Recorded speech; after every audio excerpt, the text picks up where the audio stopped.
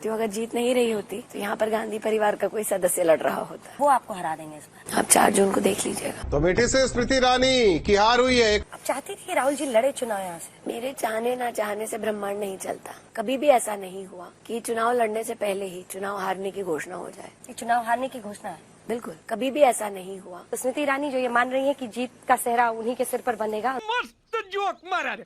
तो चलिए शुरू करते हैं। दोस्तों, अहंकार में डूबी स्मृति ईरानी का बोल वाला इंटरव्यू और आज इसके हार का ये वीडियो देखिए। मजा ना आए तो बताना। स्मृति जी, नया मकान लेकिन सीट वही। नया मकान, कांग्रेस परेशान।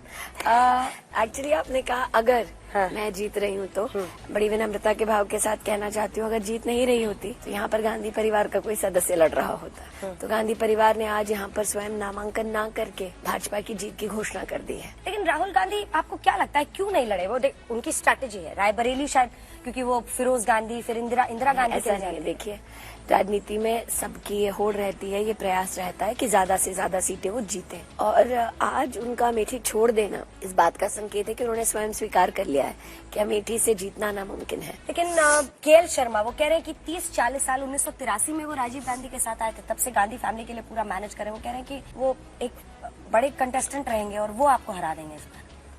आप 4 जून को देख लीजिएगा। तो अमेठी से स्मृति ईरानी की हार हुई है। हाँ जी, तो अहंकार अच्छे अच्छों को ले डूबता है और स्मृति ईरानी को भी इसके बड़े बड़े बोल ने इसे ले डूबा। जो अंजना के साथ इंटरव्यू में ये कहती हुई दिख रही हैं कि गांधी परिवार का कोई सदस्य का यहाँ से नहीं लड़ना ही हमारी जीत है, 4 तारीख को देखिएगा। तो ये सबने देख लिया कि अमेठी से कई हजार वोटों से ये बुरी तरह हार गई और कांग्रेस पार्टी की जीत हुई। इसे कहते हैं अहंकार का हार और सत्य की जीत। इस पर आज अंजना भी मन ही मन यही कहती होगी कि मैडम का सारा घमंड चूर चूर हो गया, क्योंकि इसने रैली में भाषा के मर्यादा को जिस तरह से तार तार करने का काम किया, विपक्ष का मजाक बनाने का काम किया, ये सारा का सारा इसके ऊपर ही उल्टा पड़ गया। और इन सब का हिसाब जनता ने तरीके से ले लिया, जो कि आज हमारे और आपके सामने, पूरे देश के सामने है।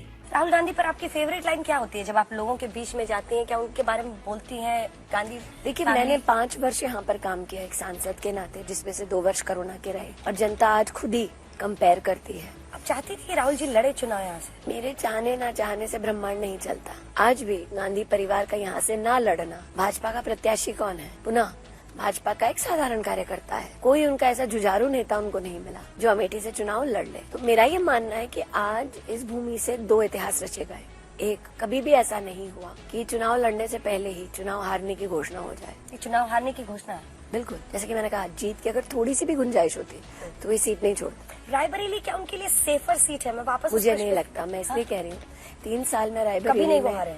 मैं पुनः कहती हूँ, असंभव को अमेठी ने ही संभव करके दिखाया है। पर आप चाहते थे कि ऐसा कोई प्रतिद्वंदी मिले, ज्यादा मजा मेरी आता? एक ही चाहत है, मतलब आप जब कि आपने कांग्रेस लिस्ट हारे देखा और केएल शर्मा मेरी एक ही देखा, चाहत तो है क्या कि आया कांग्रेस हारे, और आज कांग्रेस ने खुद ही हार का बिगुल बजा दिया। हाँ जी, तो स्मृति ईरानी के मुताबिक कांग्रेस को कोई ऐसा जुझारू नेता ही नहीं मिला जो अमेठी से चुनाव लड़ ले। कहते हैं ना कि किसी को भी कभी हल्के में नहीं लेना चाहिए। इसने कांग्रेस के एक कार्यकर्ता को बड़े हल्के में लिया, तो इसका नतीजा इसने देख लिया और ये पूरा देश भी देख रहा है। खैर, ये मैडम कहती दिख रही है कि मेरी एक ही चाहत है कि कांग्रेस पार्टी की हार हो, लेकिन ये अमेठी में खुद बुरी तरह हार चुकी है और कांग्रेस के एक कार्यकर्ता हजारों वोटों से जीत चुके हैं। इसे कहते हैं शिकस्त देना। तो जो दूसरों के लिए गड्ढा खोदता है वो खुद उस गड्ढे में गिरता है। तो मोरल ऑफ द स्टोरी ये है कि कभी भी किसी को भी कमजोर नहीं समझना चाहिए, नहीं तो उसका नतीजा कुछ ऐसा ही निकलता है। जो भी हो,